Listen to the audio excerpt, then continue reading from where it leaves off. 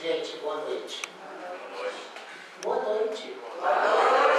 Temos que ser sempre animados.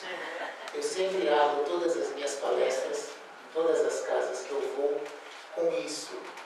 Eu costumo sempre explicar para as pessoas, porque quando nós pegamos o livro da obra, da codificação, a gente geralmente, quando vê Kardec, a gente vê uma pessoa séria, sisuda na capa do livro. Só que a gente se esquece que quando a foto foi feita, tinham poucos anos que tinham sido descoberta a fotografia. E naquela época, quando se falava assim, vamos fazer uma foto, então as pessoas saíam sérias. Então a gente tem uma ideia de que Kardec era uma pessoa extremamente séria, rigorosa. Ele era extremamente rigoroso e justo com a questão da doutrina, da codificação, para o qual ele teve um grande trabalho de codificá-la para nós. Só que ele era uma pessoa extremamente gozadora, brincalhona. Ele tinha um sítio nos arredores da cidade, em Paris, a cidade dele, onde ele convidava os amigos, como aqui nós costumamos fazer uma churrascada, e ele era um grande piadista. E ele deixa claro nas suas obras espíritas, se nós prestarmos atenção na codificação, que o espírita tem que ser alegre, sorriso na cara. O mundo pode estar desabando na nossa frente, pode estar dando tudo errado. Nós temos que ter positivismo, otimismo, e não fazermos uma cara fechada. Porque quando nós fechamos a nossa cara, o que acaba acontecendo? Nós atraímos energias negativas. O mundo funciona através de energias. O pensamento é a energia. O que move o mundo, os planetas, todo o universo, toda a galáxia, é o nosso pensamento positivo. Se pensamos negativamente, atraímos energias negativas. Se pensamos positivamente, atraímos energias positivas. Então, sempre alegria, sempre sorriso na cara. Quando alguém olha para nós e nós fechamos a cara dando um bom dia, o outro dá igual. Se nós falamos bom dia, o outro já dá um sorriso. Isso é recíproco. O bem gera o bem. Então, nós sempre precisamos ter isso em mente. Trouxe meu ponto aqui, porque o palestrante espírita, o ponto dele é um papel, um tablet, nada de coisa muito sofisticada. Então, a gente tem sempre o nosso ponto para nos seguirmos. E eu resolvi conversar com vocês, quando me convidaram, obrigado mais uma vez pela confiança, de me convidarem para vir aqui à casa de vocês. Eu estava procurando um tema para falar, eu estava fazendo uma pesquisa para um estudo, e eu estou no capítulo do Evangelho segundo o Espiritismo, capítulo 7, os itens 1 e 2, que diz o que é preciso entender por pobres de espírito. Eu sempre faço isso porque eu aconselho as pessoas depois em casa a lerem o capítulo. Porque às vezes nós temos que entender um outro ponto interessante. Nós nunca podemos dizer amém a tudo que o palestrante fala, porque o palestrante é cheio de defeitos como todo mundo. Então às vezes ele pode fazer uma colocação errada. Então eu sempre digo o capítulo, um item para vocês chegarem em casa, depois com calma, e darem uma lida para poder dizer, não, o palestrante está de acordo com a doutrina dos Espíritos. Isso é sempre importante. E nesse capítulo, que ele abre lá com uma passagem de Jesus, que está em Mateus capítulo 5, no versículo 3, que diz, bem-aventurados os pobres de espírito, porque deles é o reino dos céus. Então a gente vai voltar em 2015 anos atrás e tentar entender por que Jesus disse que pobre, bem-aventurados os pobres de espírito. Qual é a colocação da questão pobres de espírito? O que isso quer dizer? Então a gente percebe que Jesus está falando na questão da humildade, que é, na verdade, o tema de hoje. Nós vamos falar sobre humildade. O que a humildade tem a ver conosco diante da nossa vida, da nossa caminhada? Porque a gente às vezes não entende o principal de tudo. Tudo que vai acontecer na vida do espírito, ela não irá acontecer por situações decorrentes do que está lá fora para dentro de nós. Tudo que acontece na nossa existência, estejamos no mundo físico ou no mundo espiritual, ela vai acontecer de dentro para fora. Por quê? Porque quem imprime o ritmo das situações e da vida somos nós. O espírito, dentro da sua individualidade, ele vai ao mundo físico, vai ao mundo espiritual, e nesse intercâmbio de ir e vir, através da sua individualidade, que é pessoal e intransferível, ele vai, através da sua cultura, da sua bagagem, do seu reduto familiar, do local que ele esteja, da cultura que ele vai agregar, ele vai criar ideias, pensamentos, forma de ser, de pensar, de agir e de falar. E isso faz com que, neste entrechoque de relações, é que vai entrar o que a espiritualidade mais quer, a troca de informações. Nós vamos crescer, aprender, melhorar o nosso comportamento nas nossas encarnações e na nossa caminhada para uma evolução através exatamente dessas informações que vão ser trocadas. Nós temos esta individualidade, mas esta individualidade depende das outras individualidades para que ele possa crescer. E dentro deste processo de crescimento que faz parte da nossa individualidade, entram os vícios e defeitos que serão trocados pelas virtudes. E o que são vícios e defeitos? Vícios e defeitos são intolerância, ignorância, orgulho, inveja, ciúmes, vaidades, ódios, stupidez, ira. O que são as virtudes? Humildade, caridade, justiça, tolerância, benevolência, paciência, resignação. Nós estamos atrás dessas virtudes. Essas virtudes, para serem conseguidas, dependem de um processo de caminhada e de evolução desse espírito. Aí nós entendemos esse processo da misericórdia divina. Nada em nós é jogado em excesso, em peso maior, em carga nos nossos ombros. Por quê?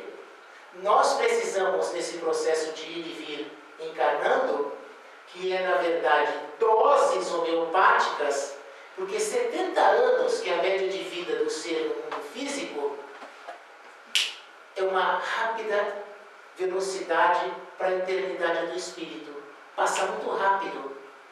Então, são doses homeopáticas. Ficamos aqui um período de 70 anos, desencarnamos, vamos ao mundo espiritual, adquirimos novas informações, olhamos todo o nosso conjunto de encarnações até aquele momento, reencarnamos, passamos por um novo processo de aprendizado.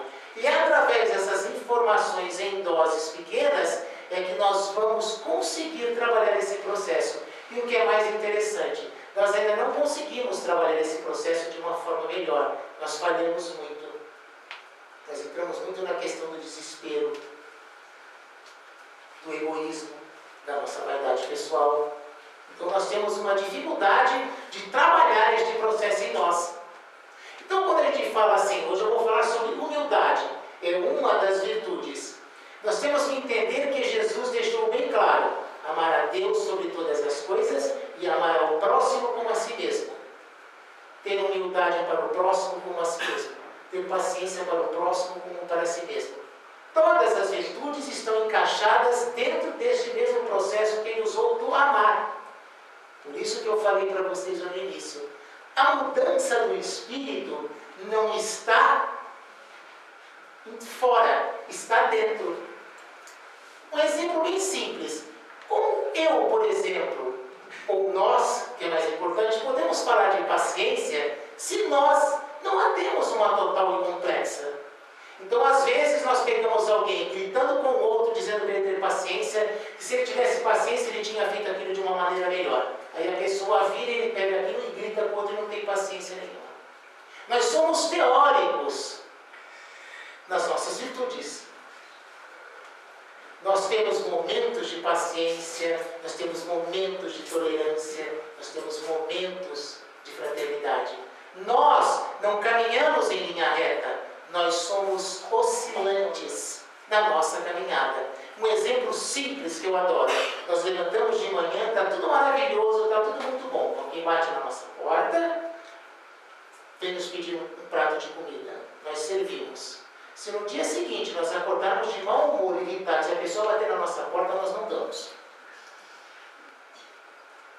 Porque nós somos oscilantes. Nós estamos em um processo de aprendizagem. Então, o que acontece? Por nós, às vezes, não queremos entender esse processo, e é aí que entra a questão da doutrina espírita, na questão do estudo, faz com que nós olhemos para dentro de nós. Às vezes, nós jogamos fora essa oportunidade. Quantas vezes recebemos convites para vir a uma casa espírita estudar? Eu digo isso pela própria casa que eu frequento. Lá martela-se todas as sessões abertas, nós convidamos para que as pessoas participem dos grupos de estudo. Porque é dentro do grupo de estudo que nós vamos conseguir aprofundar esse entendimento de que nós somos falhos e que nós precisamos mudar muito os nossos comportamentos. E é interessante que quando a gente parte do processo de que nós temos que mudar o nosso comportamento, nós recebemos críticas. Nossa, era tão ruim, agora quer ser bonzinha. Até na hora que nós resolvemos mudar, nós somos criticados porque resolvemos ter um comportamento contrário ao antigo. As pessoas não botam fé e nos criticam assim mesmo. Criticavam porque não fazíamos, resolvemos fazer e agora está dando uma de bonzinho. Nós somos assim. Então a gente percebe que nós oscilamos no nosso meio, na nossa caminhada. Então a doutrina espírita, graças a Deus, aos Espíritos de Verdade e Kardec, nós conseguimos entender o que ele estava querendo dizer. O que ele estava querendo dizer, vírgula, o que Jesus lá disse, que está no seu Evangelho, e nós ainda não conseguimos perceber isso, e Kardec, com a sua perspicácia, entendeu que através dos Espíritos de Verdade nos deixou 6 livros maravilhosos, que nos explica exatamente o que nós somos, para onde vamos, o que nós viemos fazer aqui, qual é o nosso objetivo e como nós podemos transformar essa nossa caminhada áspera, dura, numa coisa mais suave. Porque foi o que eu disse lá no começo, nós podemos estar desabando num abismo na nossa frente, mas nós temos que ter a resignação para entender esse processo. Porque às vezes as pessoas confundem as coisas, chamam resignado de bobo, mas não é isso que está lá no dicionário não. Resignação é claro. Resignação é você, nós espíritos, entendermos porque passamos por uma determinada dificuldade e através de entender esse processo de Deus, o Criador, e nós, criatura, e esse processo, sabemos passar de cabeça erguida diante de um processo dificultoso na nossa vida. Isso é resignação. E não ficar blasfemando contra Deus, gritando que ele não ajuda, que não rezou, pediu, e na hora não aconteceu nada. Porque também não funciona assim. Por quê? Nós temos um problema de pedir o que nós não merecemos. Nós pegamos como vamos fazer a nossa prece à noite, até minha não queria, se me ajudar, eu vou tentar dizer isso. Não é isso que nós vamos. Nós pedimos errado. É aí que entra essa questão de por que eu escolhi a humildade. Porque a humildade é que vai fazer com que nós entendamos esse processo. Ele é importantíssima na construção do espírito. Que construção do espírito? Quem já leu alguma obra do Divaldo Pereira Franco, já devem ter ouvido falar de um dos principais livros dele, que se chama O Ser Integral. Então, nesse livro lá, ele conta que nós somos como se tivéssemos uma obra, numa construção, estivéssemos ali colocando um tijolo para levantar o muro, e através de levantar o muro, passar o prumo, forjar para que ele fique reto, fazer as colunas, nós vamos construir um muro reto, com um alicerce bem firme. Esse é o nosso processo como espírito. Nós vamos forjar, através das lutas no mundo físico, esse ser que está dentro de nós, que é um ser integral. Por isso que ele fala o ser integral. Nós somos esse ser integral que estamos forjando dentro de nós, através dessa dificuldade que tem na vida, a nossa construção de espíritos melhores.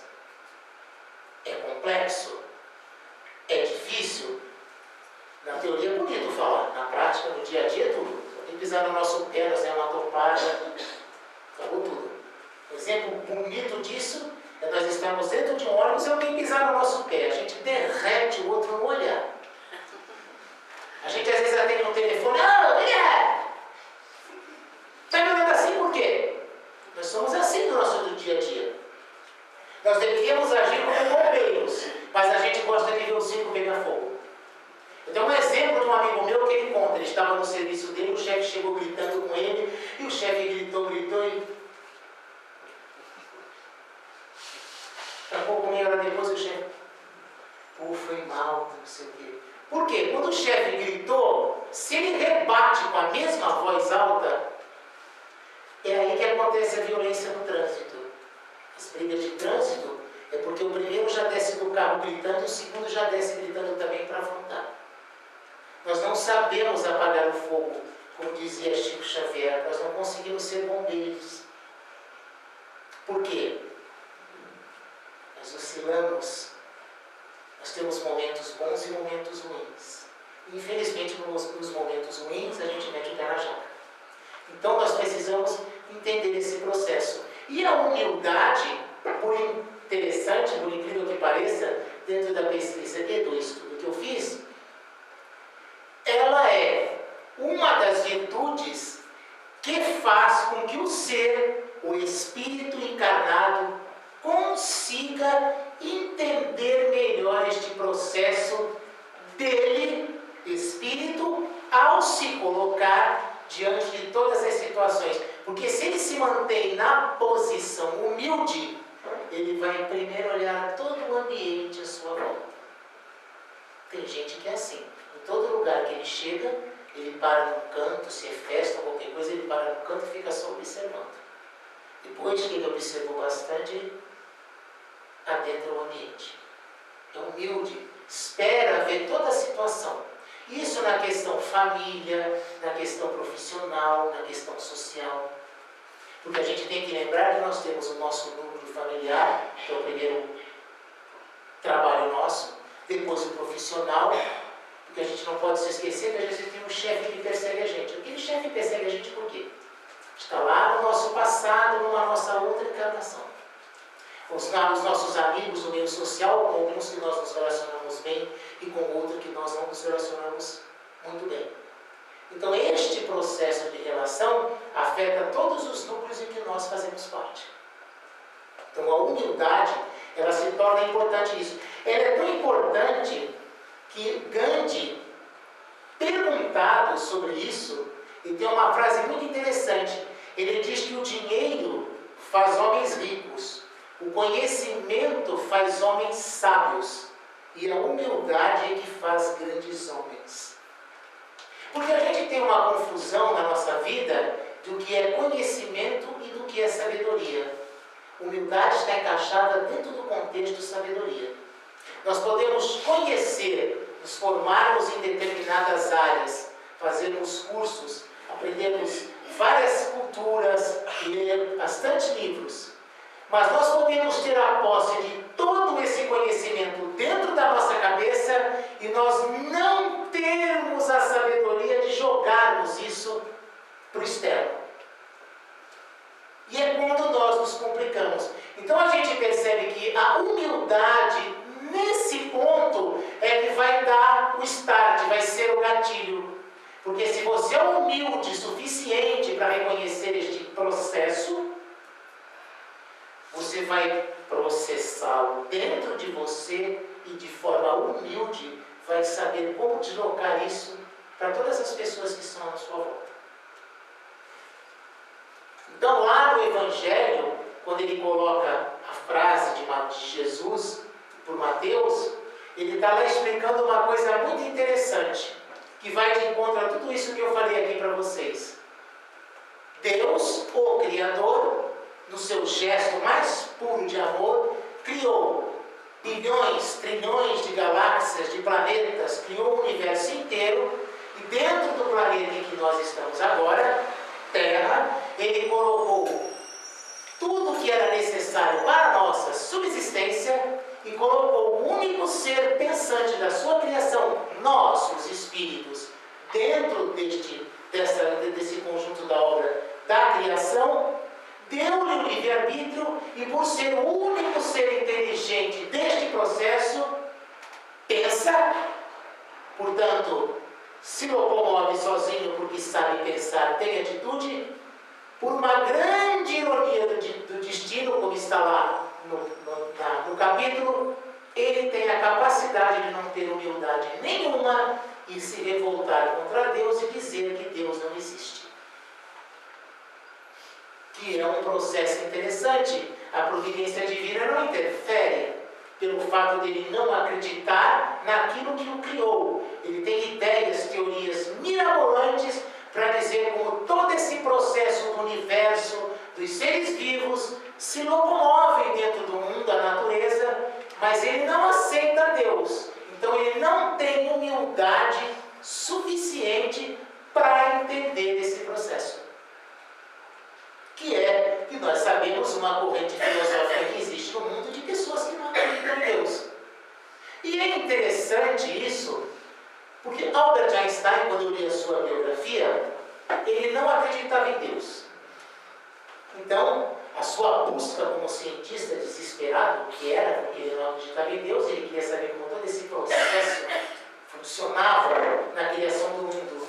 Ele gastava horas, ele gastava toda a sua energia nesse processo. Ele não acreditava em Deus, ele queria descobrir o mecanismo da vida. E ele dá na sua biografia, muito interessante, ele passou a acreditar em Deus. Ele chegou num determinado momento que ele deu luz à razão e percebeu que todo aquele processo estava assim ligado a uma força extra-humana, a um ser todo-poderoso que rege o todo o universo. E perguntado sobre isso, olha que coisa bastante interessante. O que tinha mudado na vida dele? E ele disse para o repórter que toda a agonia, todo o desespero que ele tinha, e vendo seus colegas que tinham essa mesma ideia do qual ele participava antes, de sofrimento, de angústias, porque ele não sabia como todo esse processo funcionava, quando ele descobriu que Deus existia, que ele percebeu que essa força maior que era Deus era o único que ia entender o que se passava com ele, porque quando nós queremos conversar com Deus, é só nós fecharmos os nossos olhos, fazermos uma prece, e é interessante como nos acalmamos, porque a gente sabe que Ele nos entende. Aconteceu esse mesmo processo com Einstein, e ele ganhou paz, tranquilidade, forças. Ele mudou de atitude a partir desse momento. Interessante. A gente às vezes não se pega nisso. Às vezes nós fazemos a nossa prece corrida, decorada, uma coisa que foi criada dos nossos hábitos anteriores, de sentar na cama, fazer uma prece, fazemos decorada, com frases decoradas, levantamos de manhã, fazemos a mesma coisa, e às vezes basta simplesmente fechar os olhos e dizer: meu Deus, não precisa mais nada. Ele sabe. A frase decorada, aquelas preces decoradas, cansativas. Jesus até brinca nos grupos de estudo, o cara senta na cama para fazer a prece à noite, e começa a fazer aquelas preces decoradas, ele dorme e nós não ficamos. Nós precisamos mudar esse nosso processo. Isso acontece conosco, faz parte, está dentro de um contexto.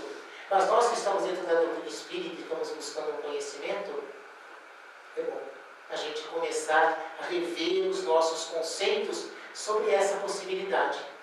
Então, essa informação que nós temos da humildade hoje, que foi passada agora para vocês, há 2015 anos atrás, era, como Jesus, um espírito extremamente inteligente. Vocês imaginaram Jesus há 2015 anos atrás, passando esse mesmo tipo de informação que nós estamos aqui passando para vocês agora? E hoje tem gente que não aceita e não entende. Vocês imaginem, há 2015 anos atrás, espíritos ainda embrutecidos intelectualmente, tentando entender um processo do que Jesus estava querendo dizer para o pobre dos espíritos. E lá, numa colocação feita de estudo, diz o seguinte, que pobres de espírito são as pessoas que não querem ser o centro das atenções, que não buscam o seu destaque individual, mas sim trabalham para a coletividade, mesmo que isso venha incomodar a sua própria vida. Os pobres de espírito são pessoas que buscam o conhecimento, a riqueza interior, deixando as aparências exteriores em segundo plano. Estas pessoas cultivam a humildade e a caridade e por isso o reino dos céus será delas. Então a gente percebe que a mudança é de dentro para fora. Só que é uma coisa muito interessante. Qual é o nosso processo? Pensar primeiro, falar e agir. Quando nós invertemos esse processo, nós metemos o pé pelas mãos e fazemos tudo errado. É a nossa falta de paciência. Oh, para que você fez isso? Deu tudo errado. Porque a gente não fez os 3 processos. Nós não pensamos, analisamos bem. Depois a gente comentou, planejou como ia ser feito e depois nós partimos para a ação. Quando essas 3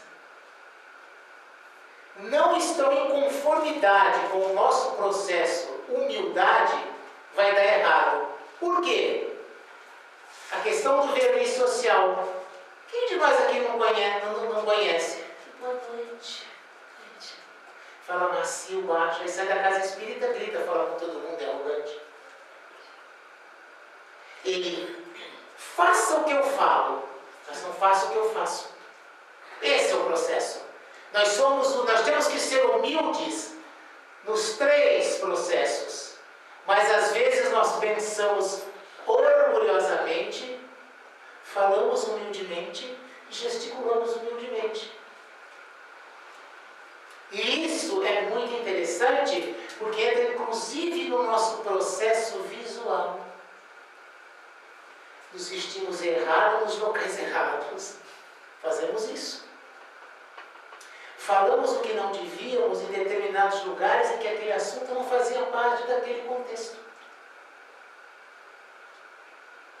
Então a gente deixa de lado a humildade correta, estamos teorizando a humildade e procedemos de uma forma totalmente errônea. Então às vezes a gente ouve muito disso. Nossa, fulano é arrogante, fulano é isso. Aí o outro, não, mas eu conheço ele do dia a dia, ele não é assim. Passa uma falsa ideia. Ou então, nossa, ele ajuda todo mundo, olha que humildade que ele tem muita luz. Aí quem conhece ele pessoalmente, meu Deus do céu, deixa eu botar a mãe até no asilo, um cara extremamente orgulhoso, arrogante. Então nós às vezes fazemos isso. Nós queremos passar uma virtude para as pessoas da qual nós não temos. Então nós entramos em contradição com esse processo do pensar, do falar e do agir com as nossas virtudes. Nesse caso, o processo, eu estou falando da humildade, mas as outras também. Nossa, que pessoa paciente, tão calma, quando ele não está ali, põe fogo na casa dele próprio. Então a gente percebe que o nosso comportamento, nós nunca nos ligamos isso, tem tudo a ver com os nossos exercícios de virtude. Paciência, humildade, resignação. E às vezes nós não entendemos esse processo porque nós não vamos estudá-lo. Nós não vamos buscar a fundo como isso se processa dentro de nós. Porque tudo na nossa vida, por mais que a gente às vezes não queira admitir, tem um mecanismo de funcionamento. Então, aquela propaganda que tinha da Fiat, nós temos que rever os nossos conceitos. Foi o que Jesus fez há 2015 anos atrás, quando no dia que ele foi começar a sua pregação, ele chamou todos os apóstolos e falou, vão rir da gente, xingar, jogar pedra, vão ser ridicularizados. Vocês estão cientes desse processo? E o que acontecia nas reuniões à noite na Casa do Caminho? era um vale de choradeira. Porque falei, mestre, falei. Aí Jesus, na sua paciência, explicava exatamente que fazia parte do processo evolutivo, que aquilo fazia parte, que eles iriam cair algumas vezes, mas que isso era o que era o mais importante. Esse processo do Evangelho estava entrando neles. Eles faziam parte daquilo que Jesus queria deles para pescadores de alma. E às vezes nós não entendemos que isso que foi deixado há 15 anos atrás, é o mesmo processo que nós estamos passando. Independente da evolução do mundo, do planeta, das coisas hoje serem mais modernas, mais atuais, vivemos uma grande tecnologia. Mas internamente, que a nossa evolução de busca, primeiro, se processa daquela mesma forma. Nós podemos avançar o quanto quisermos tecnologicamente, mas o espírito, dentro deste processo de buscar a sua mudança e a sua reforma íntima, que é a base da doutrina espírita, nós esbarramos a dificuldade, porque às vezes o nosso orgulho, que é a nossa falta de humildade, deixa de entender este processo. Nos nossos grupos de estudo lá na casa, nós fazemos meia hora de reforma íntima e depois os estudos. Quando a gente faz a parte de reforma íntima, a gente vê como as pessoas têm extrema dificuldade em entender esse processo. De se melhorar, de modificar, de se relacionar, de saber conversar, de como ela pode mudar a situação à sua volta, porque às vezes ela não é compreendida, não é entendida. Nós precisamos mudar o nosso comportamento dentro da nossa casa, com a nossa esposa, com o nosso esposo, com os nossos filhos.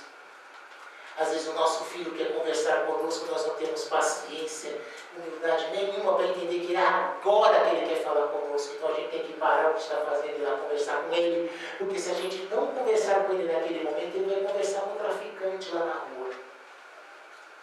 Meu pai não conversa comigo, aí depois ele bate no peito, onde eu errei para meu filho. É um processo nosso, a humildade de entender este processo, esse mecanismo dentro das nossas vidas. Aí, ainda, ele escondeu os conhecimentos espirituais dos que julgam sábios e prudentes e os revelou aos simples e pequeninos. Por que Jesus fez isso? É que sábio naquela época tinha conotação de sabichão. Os doutores da lei, ligados mais ao orgulho de se possuir certo conhecimento intelectual, mas que não era necessariamente a verdadeira sabedoria.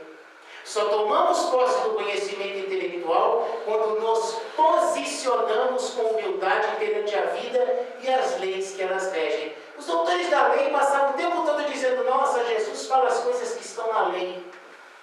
Mas eles não tinham a capacidade de entender isso que Jesus estava falando. Ou seja, eles tinham todo o conhecimento intelectual daquela época, porque naquela época eram todas as pessoas que podiam ler, não tinham direito a isso. Os doutores da lei tinham, então eles tinham o conhecimento de ler, teórico, todo o conhecimento. Mas quando Jesus falava daquele mesmo conhecimento de uma outra linguagem, na prática, eles não entendiam. E orgulhosos que eram, não deram o braço a torcer a Jesus.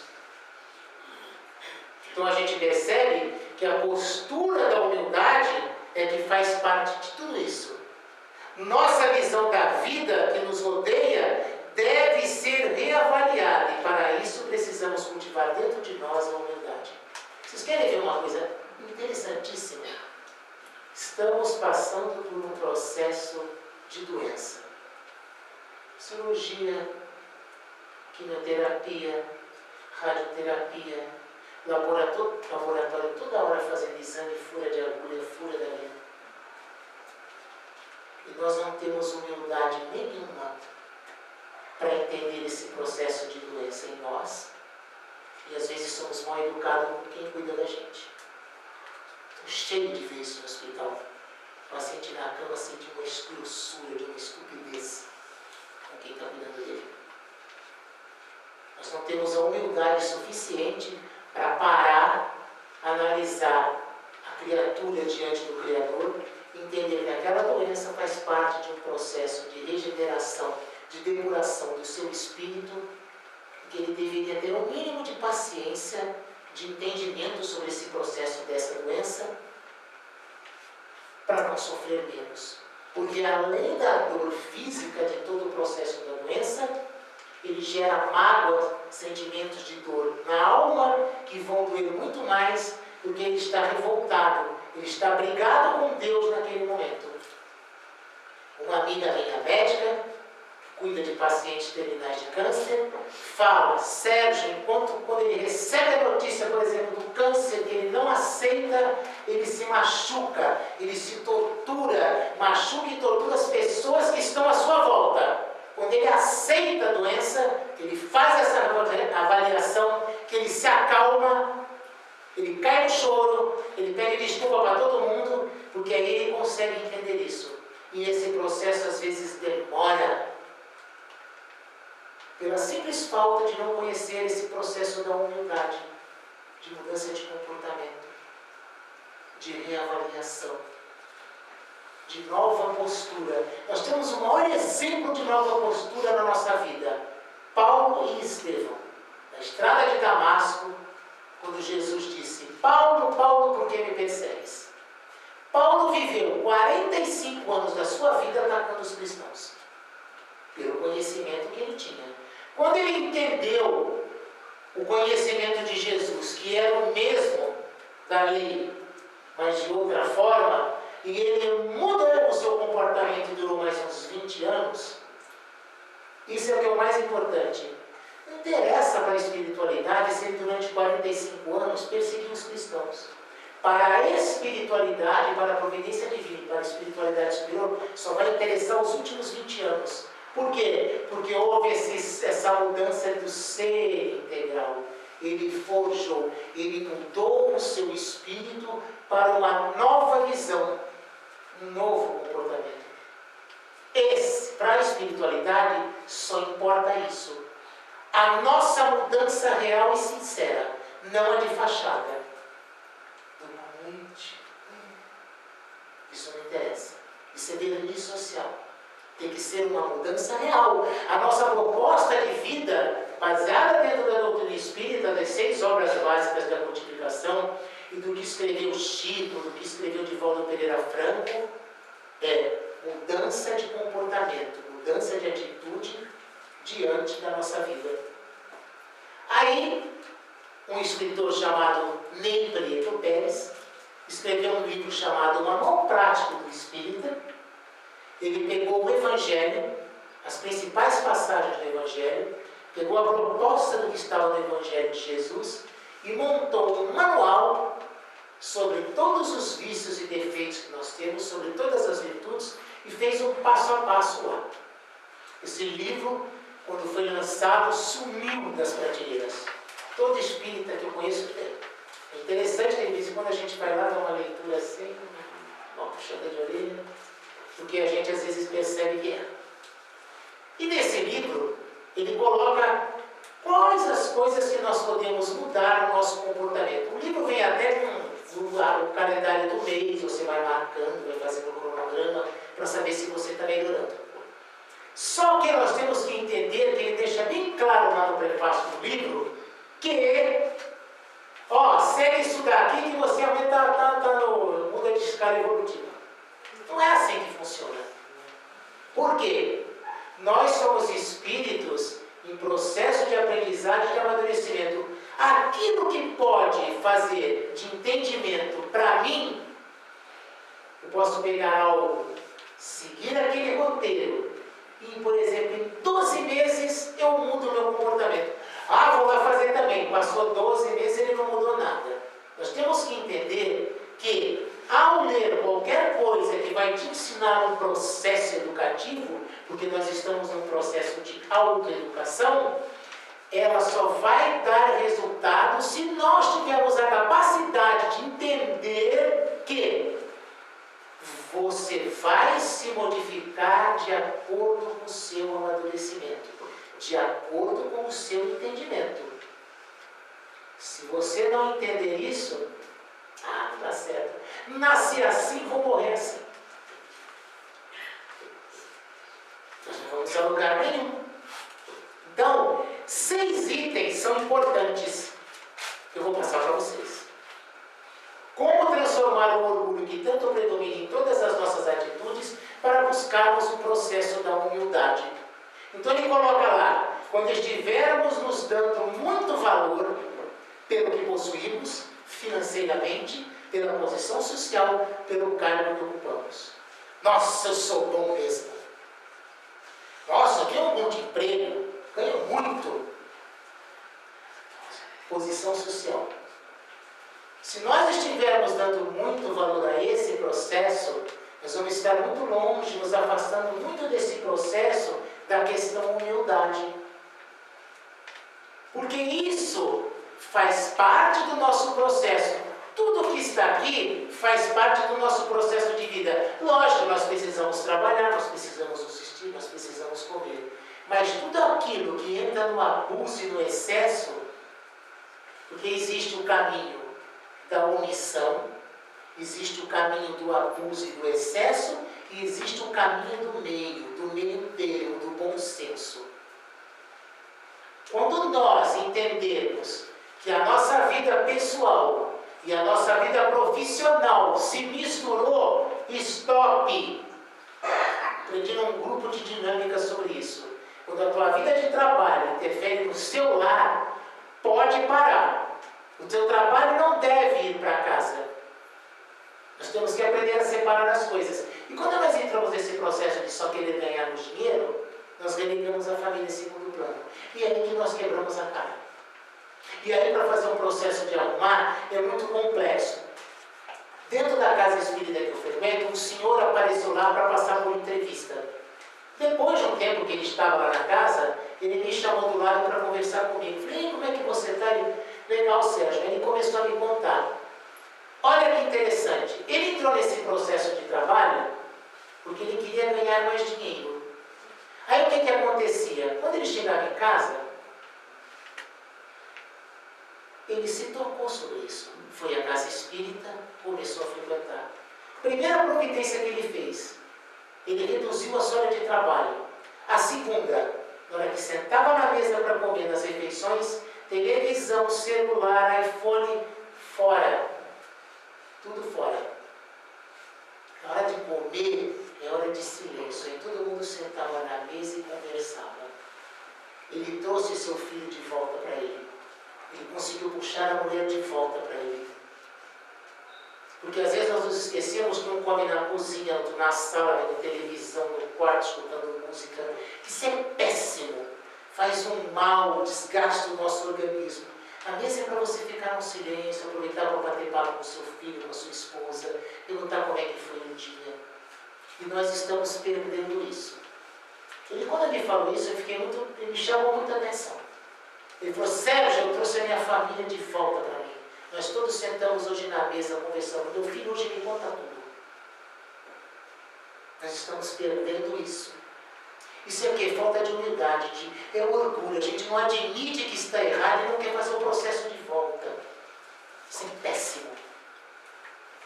Segundo item para vocês.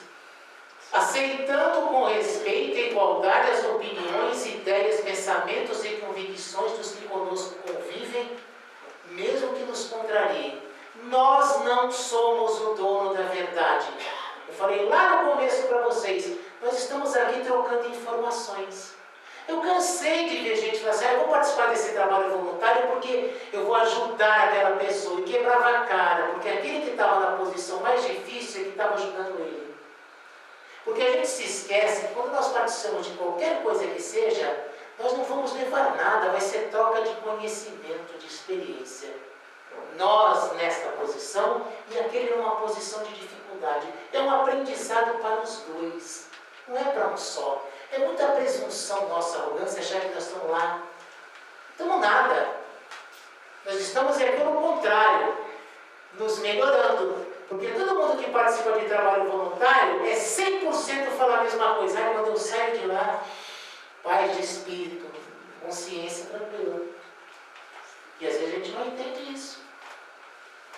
ouvindo com paciência e atenção, sem deixar perturbar nossas emoções de bem-vide, todas as vezes que formos criticados. A gente adora criticar os outros, mas quando alguém critica nós, a gente adora prestar atenção no vizinho da frente, no vizinho da esquerda, no vizinho da direita, e às vezes a gente não sabe nem o que está acontecendo dentro da nossa casa. É um comportamento nosso ainda, que às vezes a gente precisa avaliar. Rever conceitos, mudança de atitude.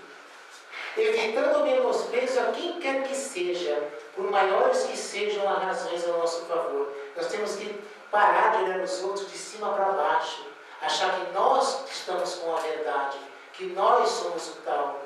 É gozado, né? Quando alguém chega perto da gente pedindo um conselho, a gente já olha de baixo da cima, você, como se nós não fôssemos passivos de fazer a mesma coisa. Quem garante que se nós não estivéssemos na mesma posição, nós não faríamos igual? Aí a pessoa sai de lá pedindo um conforto para nós e a gente malha mais ainda. Você... Nós estamos ali para ajudar, para buscar uma ajuda para aquela pessoa que nos pede socorro, ou nós vamos criticá-la porque, pô, você fez isso bem. Falta de humildade, de compreender a situação do outro, de entender, será que não passaríamos pelo mesmo processo se estivéssemos naquela mesma posição? Às vezes a gente não olha para ver isso. Verificando que pobreza de espírito não é desmazeiro, nem aparência esfarrapada, ou até falsa modéstia, é condição íntima de reconhecimento da nossa pouca evolução, sem que para isso chamemos a atenção da nossa inferioridade pela maneira de vestir, falar ou de se referir a nós mesmos. Vocês lembram de uma calça que foi lançada uns anos atrás ainda, uma calça de baile, que ficava aquele saco aqui na frente? O dono que criou aquela calça, eu dava risada quando ele deu a entrevista. Vou criar a coisa mais ridícula para o ser humano usar, e eles vão usar. E ele se divertiu com a situação. E aí as pessoas compravam a tal da calça, estava feia, mas é chique, e usavam. Aí tu via todo mundo com aquele negócio na rua, e o cara que criou fez de sacanagem. Ele falou, vou fazer o negócio mais feio para todo mundo usar. Ele estava risado, as pessoas ridículas usam calça, estou ganhando dinheiro. Nós não prestamos nem atenção nisso. Às vezes você vê uma grife lança uma roupa, ele é horrível, mas o cara usa. É moda. Então a gente precisa prestar atenção nisso. A maneira como nós falamos de nós mesmos, gírias excessivas, palavrões. Por que nós temos que falar um palavrão todas as vezes que nós estamos numa discussão acalorada ou estamos fazendo alguma coisa, a gente já solta um palavrão? Por que a gente faz questão de denotar a nossa inferioridade? Por que nós insistimos em falar errado? 10 real, 100 real. Para quê? Não há necessidade disso. Às vezes a gente não entende que isso é um processo que depõe contra nós. Tem uma mensagem do Chico Xavier no livro Ideal Espírita que fala a força da palavra. A nossa palavra tem um peso enorme. A própria palavra nos derruba. Ele dá um exemplo lá, desgraçado. Olha o tom da palavra. E às vezes a gente não percebe. Fala toda hora. Ela tem um peso interessante, né? E a gente não analisa, reflete sobre isso. Nós precisamos tomar cuidado na forma que nós agimos. E o último, resistindo de todos os modos possíveis aos nossos impulsos de ódio, raiva, quando formos injustiçados, caluniados, humilhados, menosprezados, ofendidos por quaisquer pessoas, reconheçamos que somente Deus pode julgar os nossos atos. Uma senhora que passou pela nossa casa, ela esteve em depressão. Foi uma briga, ajuda profissional e tudo para tirar de depressão. Ela entrou em depressão porque lá atrás, no seu passado, ela cometeu um ato um pouco desagradável E pelo julgamento das pessoas à sua volta, ela entrou em depressão. Quando, na verdade, ela deveria ter tido essa reflexão e entender que só Ele lá em cima vai julgar os nossos atos. E ter feito aqui na sua consciência esse trabalho. Mas ela fez o trabalho contrário do remorso, da dor de consciência. Caiu em tristeza, caiu em melancolia e caiu em depressão. Então, quando nós fizermos qualquer coisa na vida que gere alguma coisa desagradável, nós devemos entender: fiz, errei, ponto. E fazer um processo de mudança dali para diante. Ficar se remoendo nos magoa, nos machuca. E entra novamente aquela questão: tem que ter muita força de humildade, de vontade, para entender esse processo. A humildade, para vocês perceberem agora, é bastante importante. O mundo, a humanidade, segundo André Luiz, ela caiu pelo orgulho, ela vai se remedir pela humildade. E a gente às vezes não entende esse processo, mas ainda continuamos arrogantes, orgulhosos. Eu. Nós precisamos avaliar esses conceitos em nós, para que nós possamos melhorar a nossa caminhada todos os dias, no nosso cotidiano, nas nossas relações. Mudar a nossa forma de falar, de pensar, de agir com o nosso esposo, com a nossa esposa, com os nossos filhos, com o vizinho, na condução, no trânsito, no nosso local de trabalho, no nosso ambiente social. Quando voltarmos para casa e lembrarmos lá da pergunta 919 do Livro dos Espíritos, que Santo Agostinho fez: conhece-te a ti mesmo. E Santo Agostinho chegava toda noite, na hora que ele ia dormir, ele sentava na beira da cama, ele analisava todo o seu dia. Aí tudo que estava bom, aí tudo que estava ruim, o que ele podia no dia seguinte, ele já iria consertar.